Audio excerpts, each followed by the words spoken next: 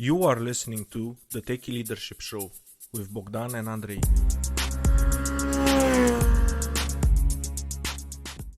Hello and welcome to the Katie Leadership Show. Today with me I have Katie Womersley. She is a VP of Engineering at Buffer and co-author of Atomic Migration Strategy for Web Teams with O'Reilly. At Buffer, she leads the engineering team focusing on crafting productive, effective teams and delivering a world-class software product. Her writing has appeared in the Next Web, Inc. magazine, and Fast Company. She champions remote work and loves to help others flourish. That sounds really great, Katie. Hello and welcome to the show. Hello, Andrei. It's very lovely to be here. Thank you for having me. It's my pleasure. It's my pleasure. Do you want to add anything else about yourself? One thing I would like to add, which might be topical for your listeners at this unprecedented global time of a pandemic, I have a guide to remote work that I've co-authored with Juan Paul Baritica, who is at Stripe, and a lot of other experts in the field. It is at holloway.com. You can find it there. And it is very tactical. It's got all the things that you should do, Awesome. all the tools, how to build the culture, all of those questions on how to do the remote thing. Because I know a lot of you are in this situation, and often it's really difficult to figure out how to do it and how to separate what is good advice from people trying to sell you snake oil on Twitter. Yes. So we try to be very thorough and evidence-backed, and a lot of research go into it. So there's that in case it's helpful. Yeah, and it's good to have information coming from people that actually do it.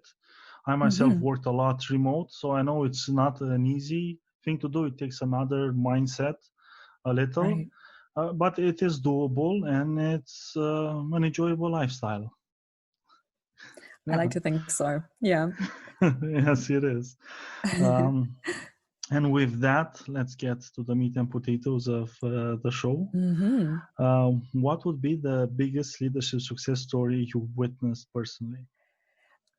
I think for me, the biggest leadership success story would be that it's seeing others succeed as a company grows. And this sounds very obvious, but I think as my role as a leader is to both help a company achieve its sort of business goals, because of course we're all at the end of the day, here to stay in business, and doing that in a way that helps others have a more satisfying life, achieve more success in their careers. That's been sort of my biggest overall success. And in terms of what does that mean, Katie? That's very vague. So for me, that would be for the Buffer team. I joined at about 15 engineers at a time when we were self-managed and very much early startup, trying to figure out what we wanted to be, what the culture was, and growing with that team as a technical leader and now the VP of engineering to a team of around 40 engineers with 5 engineering managers, having a supportive management structure, having an IC framework that allows for technical experts, staff engineers, principal engineers, and having retained our entire team through this period, made a lot of great hires and essentially growing the organization up, from 15 to 40 in a way that people still feel really great about, that retained the essence of our culture, what we liked about it, but that worked better for the size and scale of company we are today, which is not a huge company, but at 40 engineers, 100 people, you're not a tiny startup anymore. So, yeah. Exactly, and it's hard to maintain the balance between business growth and people growth. And usually, as you said, you have culture changes happening because you bring so much new people that they bring their own impact, and sometimes the old team starts feeling left out in a way, and it's hard and it's heartbreaking to see them because they put so much work inside the company. They actually ensured the growth of the business itself, and it's sad to see them having to leave the company because they don't feel like they're a part of it anymore. Right, or that they contribute, or they're not valued, or that's absolutely so difficult. And it's something I see a lot of engineering leaders struggle with. How do we bring our early stage veteran engineers along with a company that needs to grow up and add process and structure? And often your early stage engineers are people that have a ton of context. They've built the whole product. They flourish when they have a lot of autonomy. So there's a lot that's great about it. But when you just go in and add a ton of process and a ton of structure and like everything's in Jira now, it's they often just don't really, feel valued and often will leave, and it's a big loss. So it's a big loss because they leave with all the knowledge they have. Absolutely. And it's not easy replacing. Yeah. No. And would you have some tips how to manage this? Because especially you did it successfully at Buffer from what you're saying. So what would be your tips for achieving this? Yes. I think the most important thing is your veteran engineers are not the problem. They are the solution. What you need is for them to really understand where the business needs to go, where engineering needs to go to get it there, and help them to have ownership over the change process. I think a lot of people approach it with a sense of, okay, this person is an issue because they want to do their own thing. They are a lone wolf, like they, never want to follow the correct process. So they're just a problem to be managed. And if you treat somebody like they're a problem, they're going to be a problem and leave. Of course, it doesn't work for every single individual, but in my case, we did have 100% success rate here of talking to our veteran engineers and saying, look, we do need to evolve this team, and I want you to be part of that. How do you think we can do that?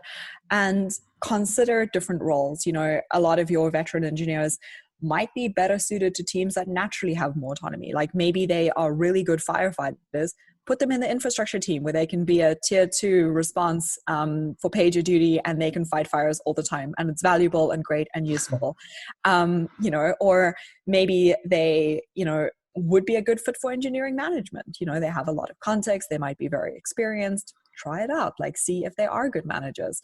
So it's not just about saying, okay, you're going to do the exact same job, but your team looks very different. You have a lot less autonomy now. Maybe you're going to need to evolve their job as well and find other places in your organization for them. And because your organization is growing, there's a lot more places that can be found. It's a very creative place to be in. If your team is growing a lot, really think about it. Do you need a security expert? Can one of your veterans do that? Is there something else they can do? What about, somebody that is full-time dedicated to training and onboarding into the sort of tech debt that, of course, your early stage startup has accumulated? Maybe they'd be great as an expert for that. So I would encourage people to see their veteran engineers as part of the solution and really be creative in trying to figure out those roles that are going to be a good fit for their skills and still be useful in this new growing organization. Yeah, and I like how much you emphasize communication, talking with them, explaining the new reality, where the business is going, the new opportunities, so they realize, okay, so maybe your old role it becomes too restrictive for you. We have other roles, you can check them out. Maybe you have some passions, and it all comes back to communication and talking with them.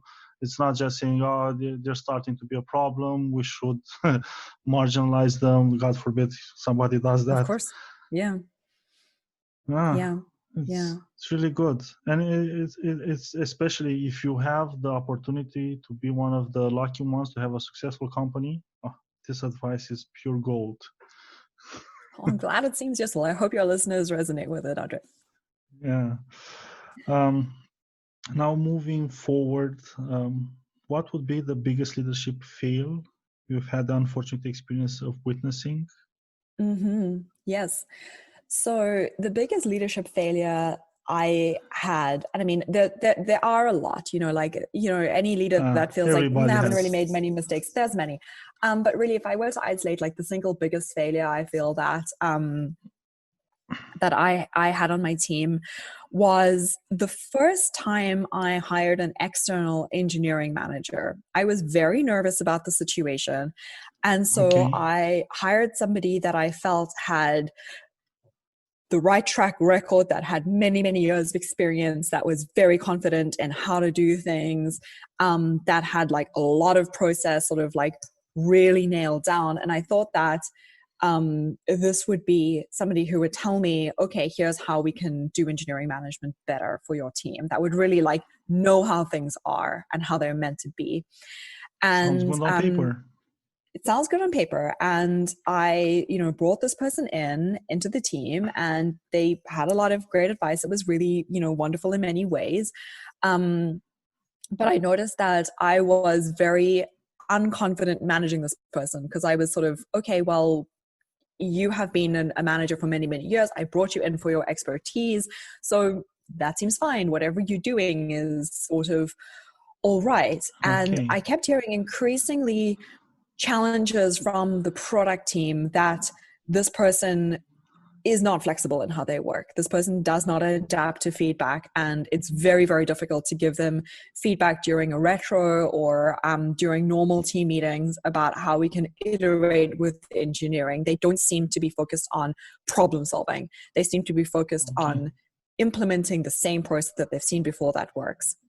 And I So took a taking very cookie long cutter time, approach. cookie cutter approach, and not listening to like, what is the feedback from product? And very much protecting the engineers from the product team. And we need to make sure that the engineering does what engineering is going to do in this cookie cutter approach. And product is kind of this mean people over there that always make our lives difficult. Oh, no. And really building, and there ended up being this escalating tension between product and engineering. Yeah. And my biggest failure there is, instead of saying like, wow, there's tension between product and engineering that's maybe not healthy, I should check it out, my initial response was to be quite defensive of this person that I'd hired, and to feel that, well, tension is a good thing. We brought this person in to tell us how to be better. If they are giving friction to product, like, that's their job.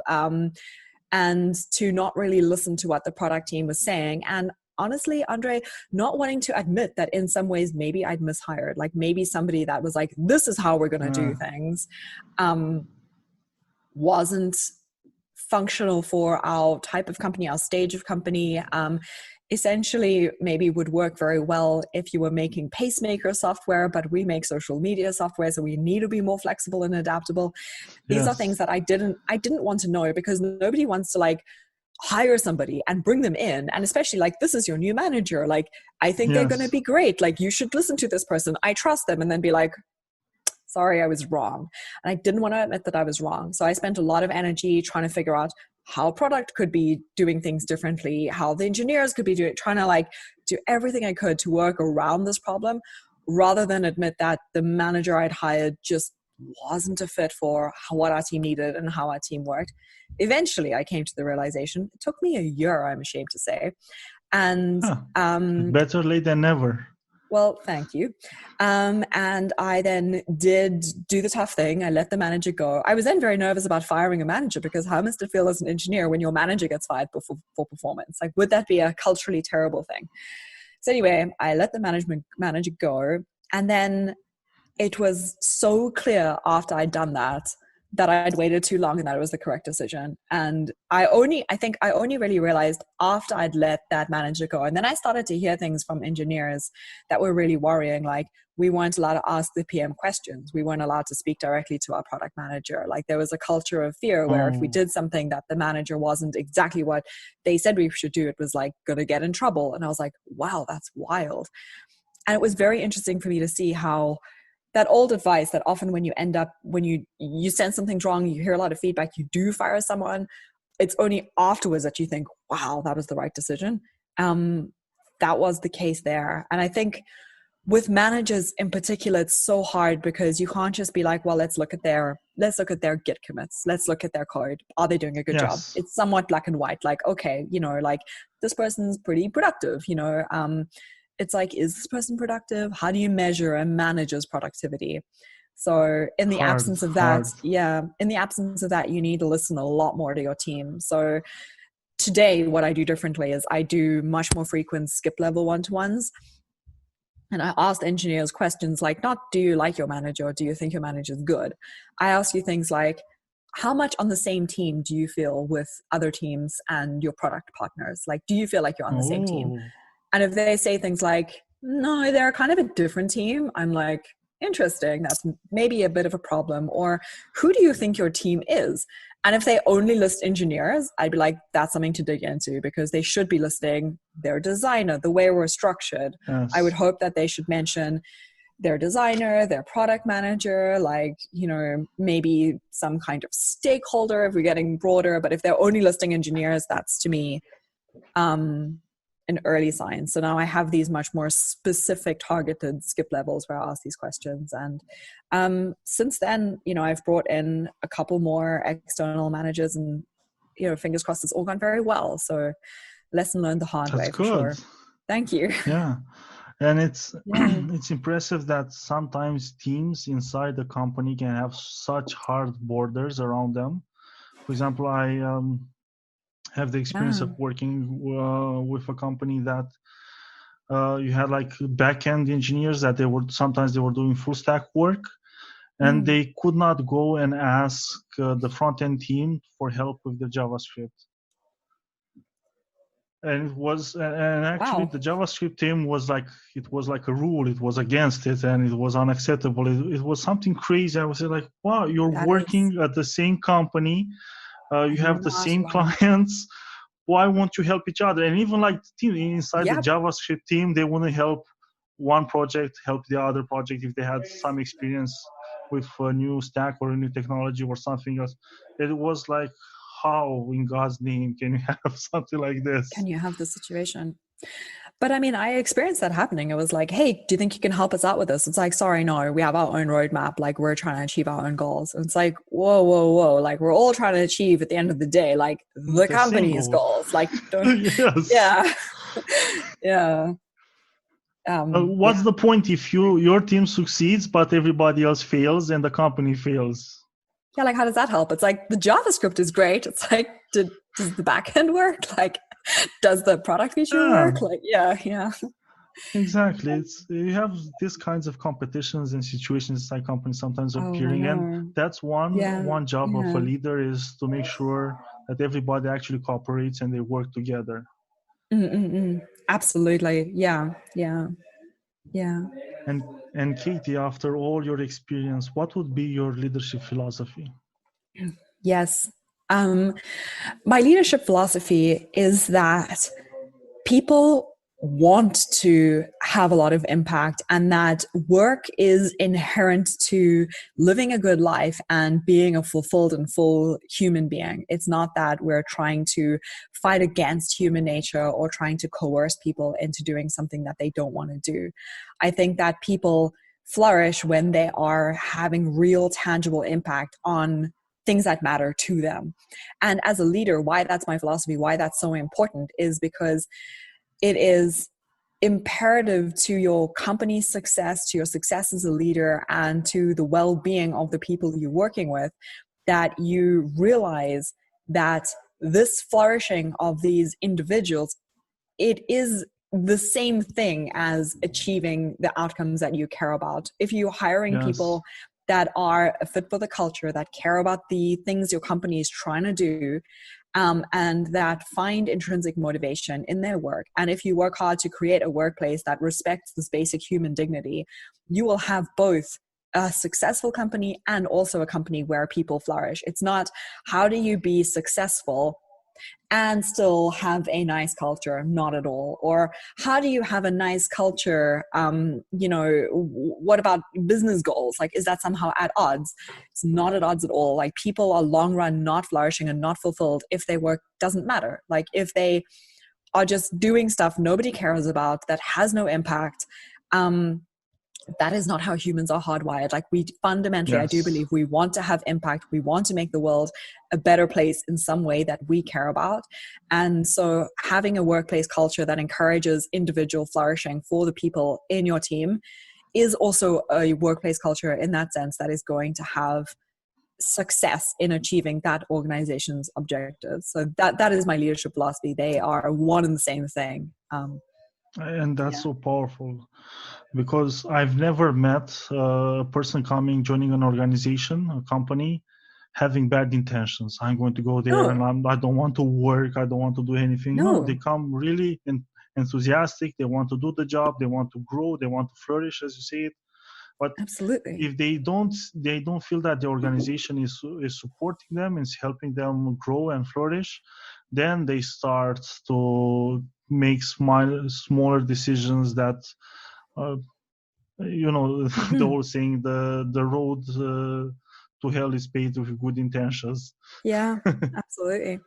That's such a good point, Andrei. It's like nobody really starts a new job being like, this sucks. I hate this place. I don't want to do this job.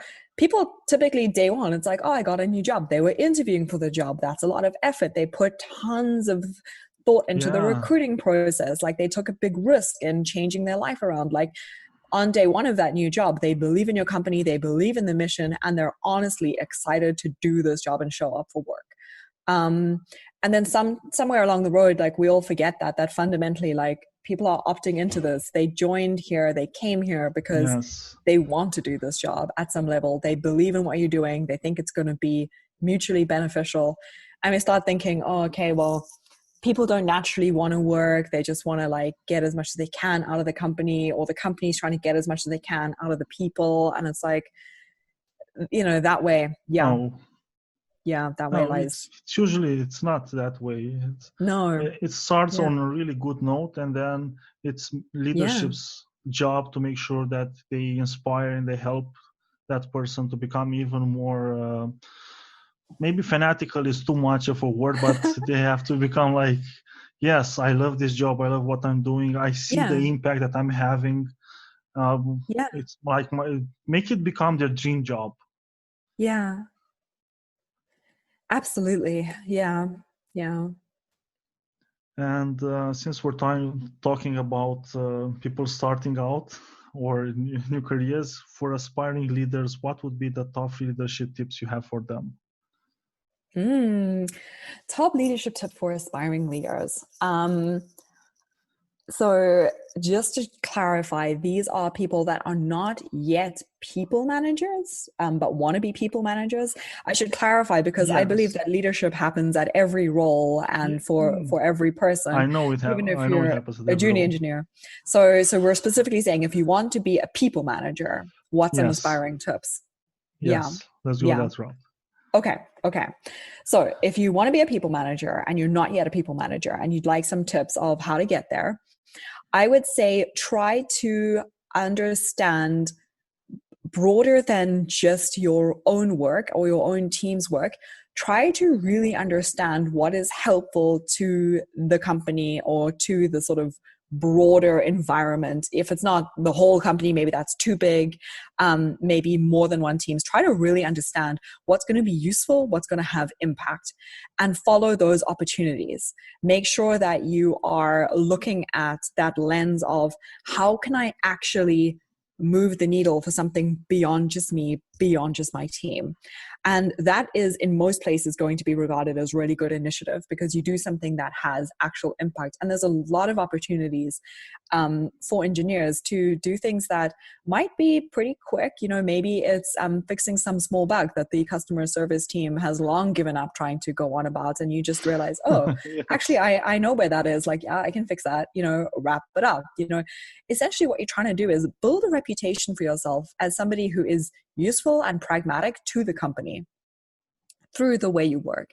And then the second one is most people are going to promote people management or people into people management that they think have good people skills. Now, this is a complex topic, but people skills are completely learnable.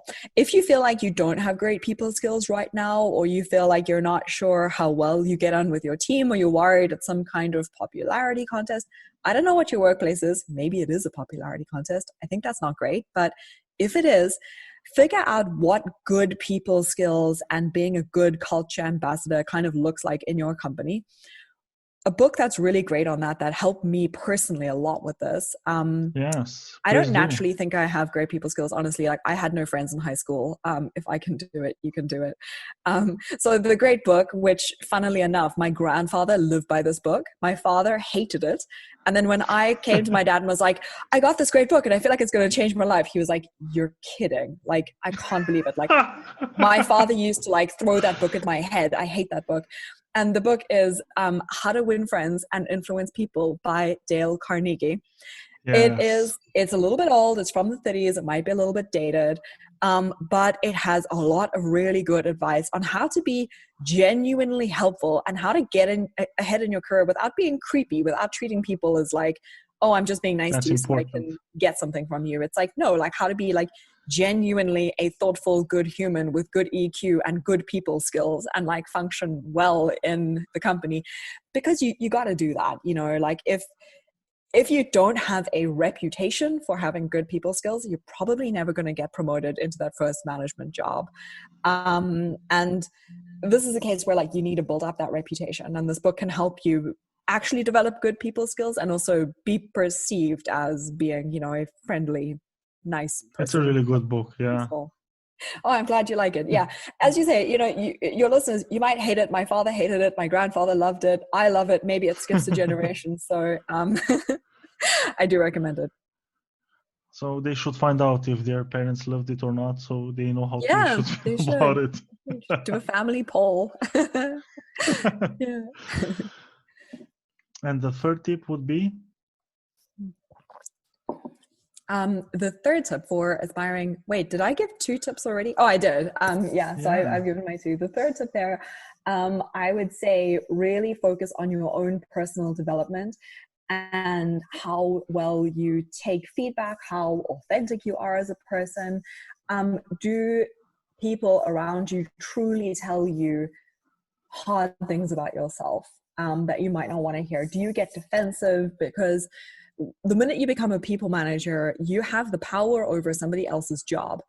To succeed in this role and to get better, you need them to tell you what are you doing well and what are you doing badly. But it's very difficult to go to somebody who can literally fire you from your job and be like, hey, by the way, you suck at this one thing.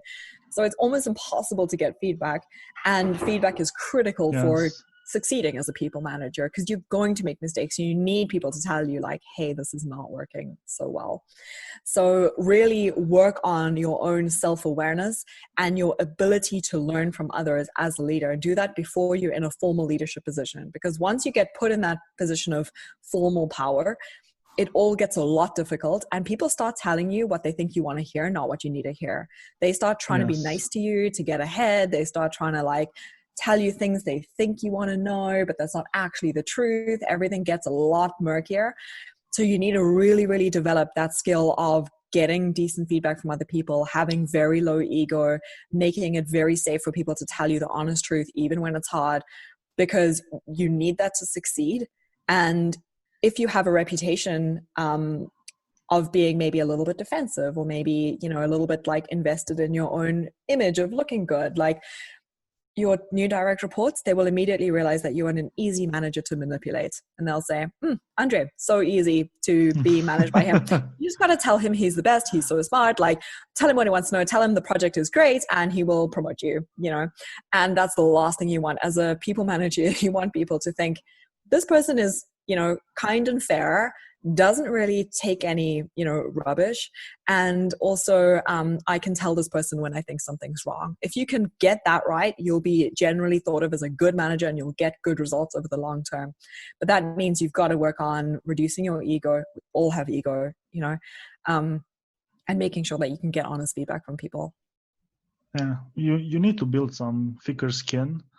And because that would allow people to tell you stuff. And if you react really negatively when they tell you stuff, they're going to tell you like something minute the first time.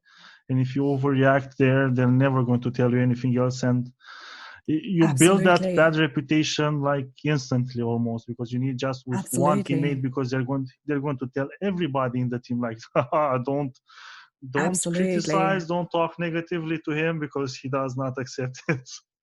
Yeah, absolutely. And it's so true that people will test it out with something very small and see how you react to the small things. And then the other thing is you can do things perfectly 9 times out of 10 times.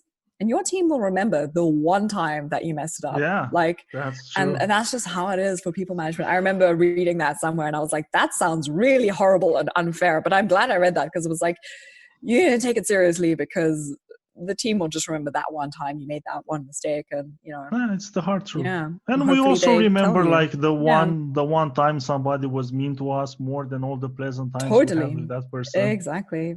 Yeah. It's how we're hardwired. And I It love is. that you It encourage is. people to continue studying and learning and improving themselves. Mm-hmm. And Mm-hmm. based on that, I'm really curious, what is the one book that had the most profound impact on you? Yeah. So there's a Besides fiction How to book. Win Friends and Yeah. Influence. That's a good one. Yeah.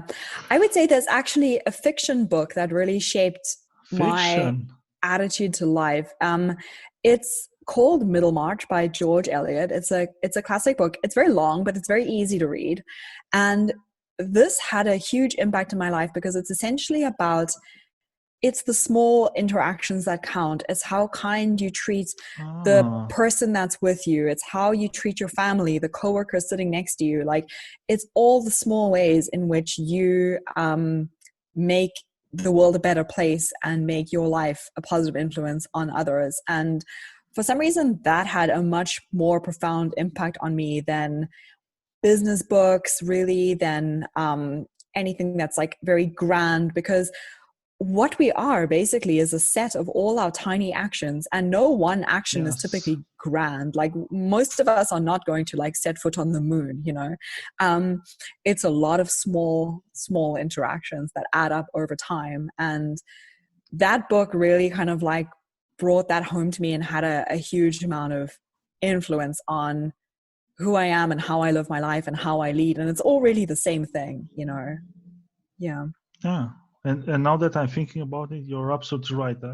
It's always the small things that matter, and they add up and build bigger Yeah. things Yeah. and create a Yeah. contest. It's really, really, it's like I had like an epiphany now. Thank you for that. Yeah. I will actually And read you the closing line of that book. It says, okay. but the effect of the character, the effect of her being on those around her was incalculably diffusive, for the growing good of the world is partly dependent on unhistoric acts, and things are not so ill with you and me as they might have been, is half owing to the number who live faithfully a hidden life and rest in unvisited tombs. So you might think that you don't matter, and you might think that your life is unhistoric, but that things are, for me, Andrei, for us, that things are the way they are and not much worse is mostly due Yes. to the many, many small good acts that we maybe have never seen, and maybe by people we have never met. So The unhistorical acts, they all yeah. build up. Yeah. Yeah. Oh, I love it. Wonderful. And Katie, Mm. if people want to find out more about you, where should they go? They should go to Twitter. I am pretty responsive on Twitter. I tweet things. I am at Katie_Womers, WOMERS. And you can find me there and ask me things. And yeah, I'm here to help. That's great, Katie. It's been a pleasure having you on the show. Thank you for coming. Thank you so much. Yeah, this was really wonderful. I love the questions. It was a great show, Andrei. Oh, yeah. And your responses really, really amazing. Love them. Thank you. Oh, I'm glad. Okay. Thank you. Bye-bye. Alrighty. Thank you. Bye for now. Bye, Andrei. That was today's episode. Tune in daily. Rate, like, subscribe, and share, please. Oh, you can find further info and materials in the show notes on techyleadership.com, including links to the guest book recommendations.